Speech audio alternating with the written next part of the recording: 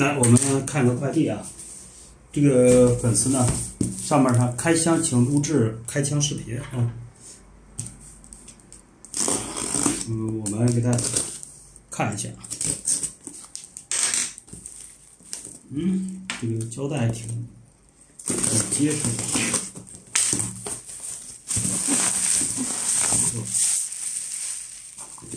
塞的东西蛮多的。看一下。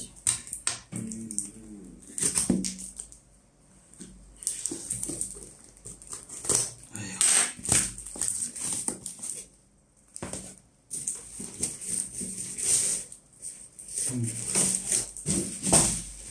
看是什么问题？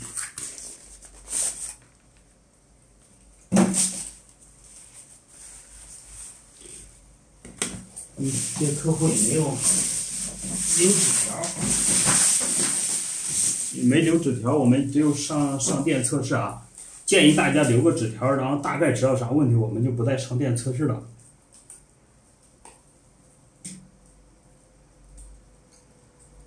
已经听得嘎哒嘎哒响了，这种就不要长时间的上电，我们直接开盘看一下。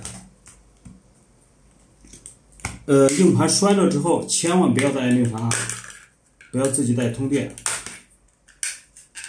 这个还是新盘啊，这是2020年的，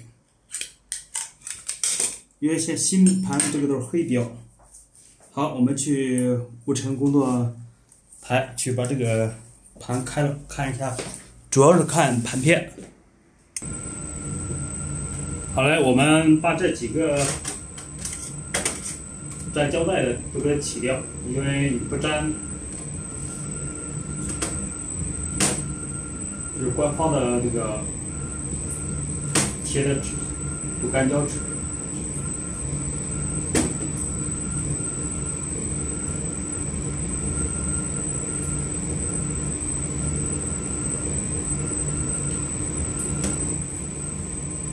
这盘摔了之后，千万不要再断电了，不要再反复的上电啊！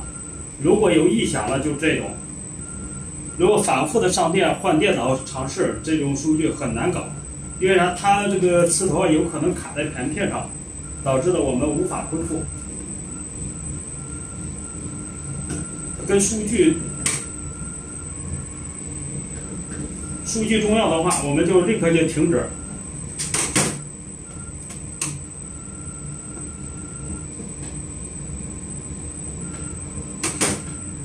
我们看一下这个盘，看见了吧？大家不知道能不能看到啊？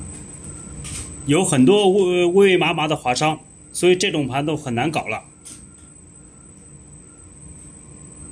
就哈气那一下啊。好了，这个我们联系一下粉丝，在下个视频我们再更新。喜欢董哥视频，关注转发一下，再见，拜拜。